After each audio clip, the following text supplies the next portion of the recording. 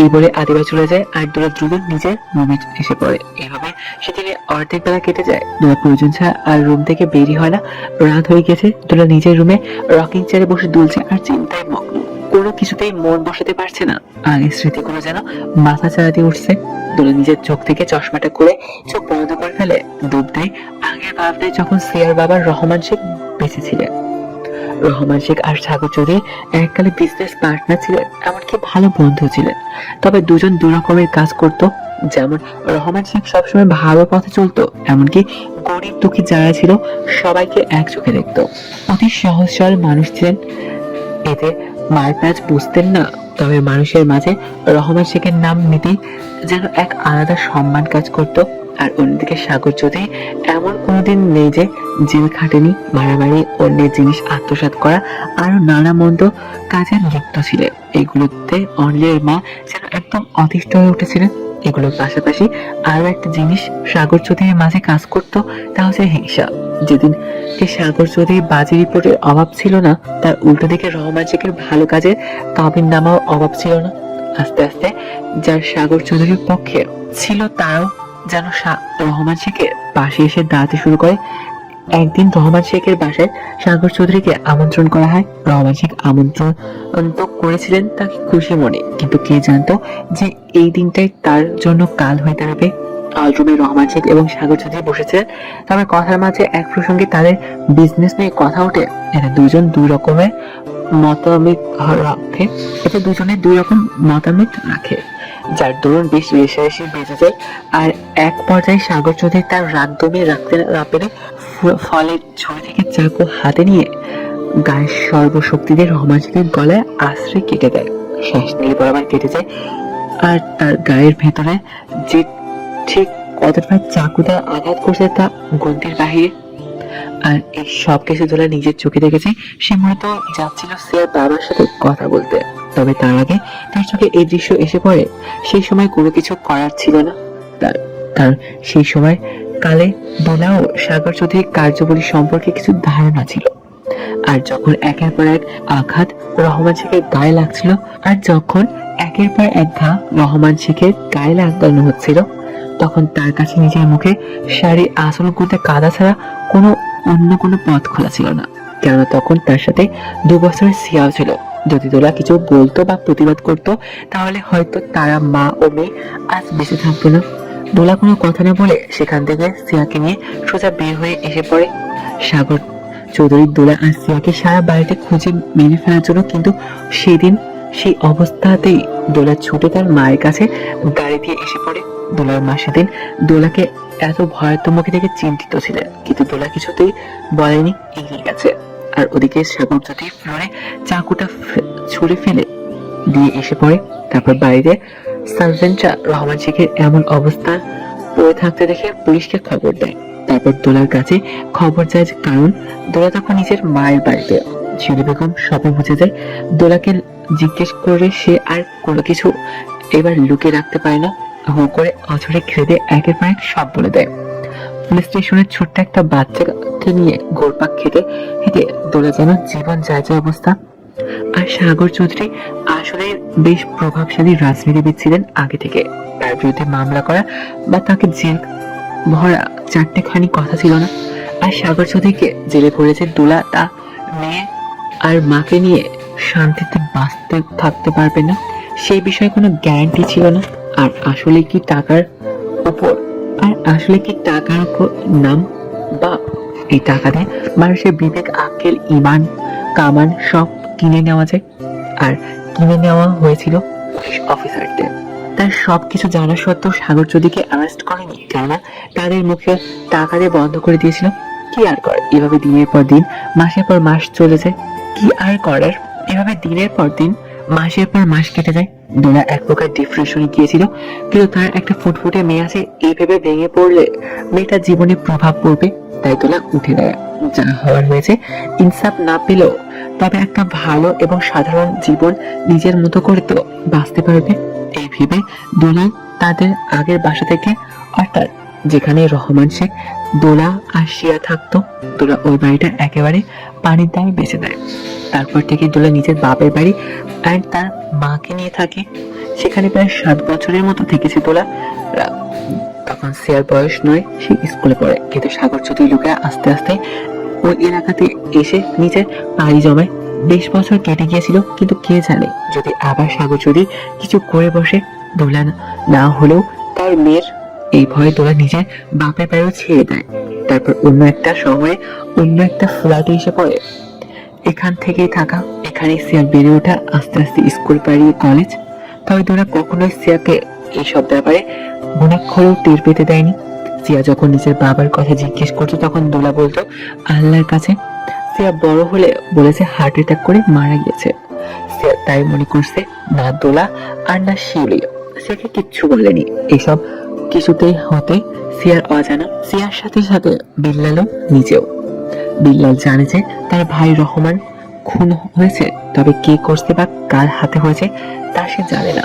আর না দোলা বলেছে তাকে। সিচুয়েশনটা এমন ছিল, তবে কে জানতো সময় চাকা ঘুরে একটা সময় এমন দিনও দেখতে হবে দোলাকে। বিল্লাল এখন কিনা নিজের ভাই খুনির সাথে কাজ করছে, এই খবরটা শুনলে বিল্লাল নিজেই 440 ভোল্টে একটা ঝটকা খাবে। কিন্তু দোলা এমন চাইছে না। সে চায় না যে সে নিজে যা যা সহ্য করছে তা আবার আরেক দফা হোক। দোলা শুধু নিজের মেয়ে নিয়ে একটা ভালো সুস্থ জীবন লিড করতে চায়, ব্যাস। এগুলোই কথা যেন দোলার মাথায় এসে বাড়ি খাচ্ছে। ফট করে চোখ মিলে তাকায় সে, চোখ বন্ধ করতে পারছে না। বন্ধ করতে আগের সব কালো স্মৃতি এসে ভেসে ওঠে। দোলার জীবনও নিজের সাগর চৌধুরীর সামনে পড়তে চায় না, কেননা আগে সেই ভয়টা দোলা এখনো পায়। তবে দোলা এখন চিন্তা শুধু নিজের মেয়ে সিয়াকে নিয়ে। দোলা বেশ ভালো করে চিনে নিজের মেয়েকে। সিয়া বেশ ইমোশনাল না, তবে যার উপর সিয়া একবার মায়া পড়ে যায় বা যাকে সে ভালোবাসে পছন্দ করে ফেলে তার জীবনেও ভুললে না। ইনফ্যাক্ট সিয়া অসুস্থ হয়ে যায় একটা ছোট থেকে। কোনো একটা বিষয়ে সিয়াকে বেশি জোর করলে বা তাকে জোর করে ওই জিনিসটা থেকে দূরে টেনে আনলে সিয়া অসুস্থ হয়ে পড়ে। এখন দোলা কি করবে? দোলা সিয়ার মধ্যে অনিলের জন্য প্রচন্ড পরিমাণে ভালোবাসা দেখেছে, কিন্তু অনিলের বাবা তো সাগর চৌধুরী। দোলা কি করে নিজের স্বামীর খুনি একমাত্র ছেলের সাথে নিজের মেয়ের বিয়ে দিতে পারে? এটা হয়তো তাহলে রহমান শেখের ক্ষেত্রে ভারী অন্যায় হয়ে যাবে। তাহলে সিয়ার কি? ওর ভালোবাসা আর অনিল তাদের কি হবে? দোলা যেন একটা সমুদ্রের মাঝে এসে পড়েছে, যেখানে কোনো কুল কিনারা নেই। না যেতে পারছে ওদিকে আর না যেতে পারছে এদিকে। দোলা এইসব কিছু ভাবছিল। তারপরে তার মনে পড়ে যে সে সিয়াকে রুমে রেখে এসেছিল সে সকালে, আর এখন সন্ধ্যা হয়ে এলো বলে। এই কথা মনে পড়তেই দোলা উঠে গিয়ে রুমের বাইরে পা রাখে। সিয়ার রুমে যে আলতো করে দরজাটা খুলে দেখে বিছানাতে বালিশের উপর সিয়া পা আর তার উল্টো দিকে মাথা। দোলা রুমে গিয়ে সিয়ার মাথায় হাত রাখে আর সিয়া সরে আসে কিছুটা। দোলা বুঝলো যে ভারী অভিমান জমে হয়েছে মেয়ের। সিয়া যেন না বুঝে তার মা কান্না করছে, নয়তো এক্ষুনি হাইপার হয়ে যাবে। তাই চোখের কার্নিশ ভালোভাবে মুছে গলা পরিষ্কার করে বলে ওঠে, শিয়া মারি, কথা বলবি না? না সরি, যাচ্ছি না তো এখান থেকে। আরে তখন তো শুধু এমনিই বলেছিলাম, যাচ্ছি না, মজা করেছি। তোকে জোর করবো না। তোর যতদিন খুশি এখানে থাক, কোনো মানা নেই, কেউ কিছুই বলবে না, যতদিন ইচ্ছে। সিয়া এবার এক ঝটকায় উঠে বসে পড়ে। সত্যি? হ্যাঁ সত্যি। Love you. সিয়া তার মাকে জড়িয়ে ধরে। আচ্ছা হয়েছে, এবার নিচে যা। কখন থেকে রুমে বসে আছিস? যা নিচে যা আর গিয়ে দৌড়াদৌড়ি কর। আচ্ছা। সে নিজের ওড়নাটা নিয়ে চলে যেতে ধরবে রুম থেকে, তখনই আবার দোলার ডাক। শিয়া? হ্যাঁ। আমি যদি তোর কাছে কিছু চাই তাহলে কি আমায় দিবি? আরে মাম্মি জান হাজির হ্যাঁ। একবার বলো তো। আজ না কাল। আচ্ছা আমি এখন যাই। সিয়াটা আস্তে আস্তে নিজের স্যান্ডেলের আওয়াজ তুলে সিঁড়ি বেয়ে নিচে নেমে পড়ে।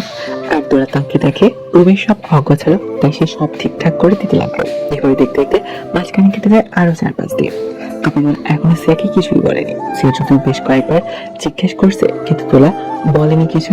সিয়া এসে পড়ে তার চাচার বাসা থেকে। এখন তার নিজেদের বাড়িতে সিয়া কলেজে যায় রোজ। 2 দিন বাদে তার এক্সাম, তারপরে ইন্টার 2য় বর্ষ। এর মাঝে অনিলের সাথে খুনসুটি সিয়া লেগেই থাকে। সিয়াকে অনিল হট করে কলেজ থেকে নিয়ে এসে পড়া, কেউ কিছু বলে না। কি বলবে? কারো সে সাহস নেই। আর অবশ্য সিয়া বা আর অনিলের সেটা পার্সোনাল ম্যাটার। সিয়ার বাসা বাইরে অনেক যখন ইচ্ছে তখন এসে পড়া। সিয়া মানা করলেও শুনে না সে। দোলা শুধু এসব কিছুই দেখে যায়, বলে না কিছু। সে প্রিটেন্ড করে এমন যে কিছুই হয়নি। তোলা সিয়ার মাঝে পাকলামি দেখে আর অনিল যে সিয়াকে কম ভালোবাসে তা কিন্তু না। ইনফ্যাক্ট সিয়ার থেকে বেশি পাগল অনিল অ্যান্ড নিজে। সিয়াকে সবকিছু কি করে ভেঙে বলবে বোঝাবে দোলা, তাই সে ভেবে উঠতে পারে না। সিয়া এখন যথেষ্ট বড় হয়েছে, তার সবকিছু জানার অধিকার রয়েছে তার। কিন্তু সিয়াকে বলার পরে সবকিছু আদৌ ঠিক থাকবে কিনা, সিয়া কেমন রিয়াক্ট করবে তা ভেবে পায় না দোলা। আর অনিল নিজেও জানে না যে তার বাবা সিয়ার বাবাকে খুন করছে। তা না হলে অনিলের মনে নিজের বাবার ব্যাপারে যতটুকু ঘৃণা আছে তার থেকে আরো 1000 গুণ বেড়ে যাবে অনিল নিজের মায়ের মৃত্যুর কারণ হিসেবে তার বাবাকে জানে। এখন যদি সিয়ার বাবাকে নিজের হাতে মারার খবর জানতে পারে, না জানি তখন কি হবে। সময়ের ভাগ্য কত অদ্ভুত জিনিস, তাই না? কখন কাকে কার সাথে মিলিয়ে দেয় বা কাকে সামনে নিয়ে আসা তা বলা বড় দেয়। তবে যাই হোক, যত দ্রুত সম্ভব সিয়াকে বলতে হবে সবকিছুর ব্যাপারে। এখন রাত, সিয়া তার রুমে আছে, হয়তো বসে বসে গান শুনছে বা লেখালেখি করছে। দোলা সিয়ার রুমে চলে যায়। দোলা সিয়ার রুমে গিয়ে দেখে সে রুমে নেই। পরবর্তীতে চোখ করিডোরে গেলে দেখে সিয়া সেখানে একা একা বসে আছে, হাতে চায়ের কাপ। দোলা তার দিকে এগিয়ে যায়, নিজের পেছনেকার উপস্থিতি টের পেয়ে সিয়া পেছনে ঘুরে তাকে দেখে তার মা। আরে মা, কখন এলে? বসো। এখানে একা একা বসে কি করিস? না কিছু না, এমনি বসে আছি। কিছু হয়েছে? আরে না, এতক্ষণ বসে বসে নোটস বানাচ্ছিলাম রুমে, আর ভালো লাগছিল না তো, তাই এখানে চা নিয়ে এসে বসলাম। ও আচ্ছা, তুমি কি জানো একটা বেশ কিছুদিন যাবত বলতে চাইছো, তবে বলছো না, কি কথা বলো তো? ওই মা, বলো না। তুই অনিলকে খুব বেশি ভালোবাসিস, তাই না? না মানে হঠাৎ এই কথা। আমার মাথা পুরো কাজ করা বন্ধ করে দিয়েছে। কি করব কি বলবো বুঝতে পারছি না। ব্যাপারটা খুলে বলো তো। শিয়া শোন, আমি তোকে মিথ্যা বলেছি। আমিও আর তোর নানু, মানে? তোর বাবা কোনো হার্ট অ্যাটাকে মারা যাননি, তাকে খুন করা হয়েছিল। সিয়ার কপালে চিন্তার ভাঁজ এসে পড়ে। কি কি কি বলো এসব? নিজের চোখের সামনে তোর বাবার মৃত্যু দেখেছি, করার কিছুই ছিল না। তোকে নিয়ে ভেগে এসে পড়েছিলাম তোর নানুর কাছে। কে মেরেছে মা? বলো না, কেন? সাগর চৌধুরী, কি? অনিলের বাবা। সিয়ার হাত থেকে ঠাস করে চায়ের কাপটা নিচে পড়ে যায়। পড়ে যাওয়ার সাথে সাথে টুকরো টুকরো হয়ে যায়। ফুটে চোখে সিয়া তাকিয়ে তার মায়ের দিকে। সিয়ার বাবা খুন হয়েছে, তাও কিনা অনিলের বাবার হাতে। সিয়ার মাথা এখন সত্যি ভন ভন করে ঘোরাচ্ছে। সিয়া তার চোখের খিচে বন্ধ করে আবার ফট করে মিলে তাকায়। মা, তুমি কি বলছো? বুঝতে পারছো অনিলের বাবা তুই বলতে চাচ্ছিস এখন কিনা আমি তাহলে মিথ্যা কথা বলছি, তাও তোর মৃত বাবার নামে? আমি তো বলিনি। ভুল বোঝো না মা, ভুল বোঝো না, কিন্তু আঙ্কেল বাবাকে মারবে কেন? প্রতিহিংসা তার থেকে বেশি নামটা খাওয়াতে। বাবা আঙ্কেলের সাথে কাজ করতো? হ্যাঁ, তারা একসাথে বিজনেস করতো। তো তুমি এতদিন মিথ্যা বলে এসছো নাকি? এছাড়া উপায় ছিল না। ইভেন আমি নিজেই জানতাম না যে অনিলের বাবা সাগর। অনিল সব কিছুই জানে না। তোরা এক এক করে সবকিছু করে বলে সিয়াকে। সিয়া করিডোর থেকে নিজের রুমে এসে বিছানায় ধপ করে বসে পড়ে। মুহূর্তে চোখের নাকের ডগা লাল হয়ে গেছে। নিজের ওড়নাটা হাত দিয়ে খামচে ধরে। দোলা করিডোর থেকে কাঁচের টুকরোগুলো তুলে নিয়ে এসে পড়ে। দোলা চলে যেতেই রুম থেকে কিন্তু আবার সিয়ার কাছে এসে যায়। সিয়া বলে ডাক দিতে সে মাথা তুলে তাকায়, দেখে সিয়ার চোখ থেকে আপনা আপনি টপ টপ করে পানি গড়ে পড়ছে। এটা দেখে দোলার মনটা ভেঙে যায়। দোলা সিয়ার চোখের পানিগুলো মুছে দেয়। থেকে থেকে নাক টানছে সে। দোলা সিয়ার সামনে থেকে উঠে চলে যেতে ধরবে, তখনই সিয়া তার মায়ের হাত ধরে ফেলে। দোলা পেছনে ফিরে তাকায়। সিয়া টলমল চোখে তার দিকে তাকিয়ে বলে, আমি অনিলকে ভালোবাসি মা। দোলা কিছু বলার নেই এখন, যার ভয় ছিল তাই হচ্ছে। দোলা তার হাতটা ছাড়িয়ে দিয়ে এসে পড়ে। সিয়া এবার হো হো করে কেঁদে ওঠে। অনিলকে এখন সে কি বলবে? অনিল তো কিছুই জানে না। যদি একবার সে জানে তাহলে কি হবে? তবে এটা শিওর যে অনিলকে কখনোই সিয়া ছেড়ে যাবে না। সিয়া এখন এক দ্বিধায় পড়ে গেল। নিজের বাবার খুনি ছেলের সাথে থাকবে, নাকি দূরে এসে নিজের সব থেকে গুটিয়ে নেবে? না, তোরা সিয়াকে অন্যের ব্যাপারে কিছুই বলেনি। সে না হয় অন্যের কাছ থেকে সিয়াকে দূরে থাকতে বলেছে, আর নাই ছেড়ে যেতে বলেছে। তবে এটা সিয়ার নিজের কাছে কেমন আজগুবি লাগছে যে তার বাবাকে খুন করলো, তার ছেলেকে ভালোবাসে। কেন কেন সে আগে সবকিছু জানলো না? এই পর্যায়ে এসে থমকে দাঁড়ানো যেন তার ভাগ্যে লেখা ছিল। তাই তো এমন হয়েছে। স্যার কান্না যেন থামছে না, চোখগুলো মুছছে। নীরবতার মাঝে ফুট করে স্যার ফোনটা বেজে ওঠে। সিয়া চমকে গিয়ে বালিশের পাশ থেকে ফোনটা নেয়। তোমার থেকে অনেক বুকটা কেমন যেন থক করে ওঠে। ফোন পিক করবে কি করবে না তা নিয়ে ভাবতে লাগলো, আর হাতে ফোন নিয়ে ভাবতে ভাবতে তা কেটে যায়। আর কয়েক সেকেন্ড পর আবার ফোন আসে। সে এবার ফোনটা ভাবলেশীন ভাবে কান ধরে।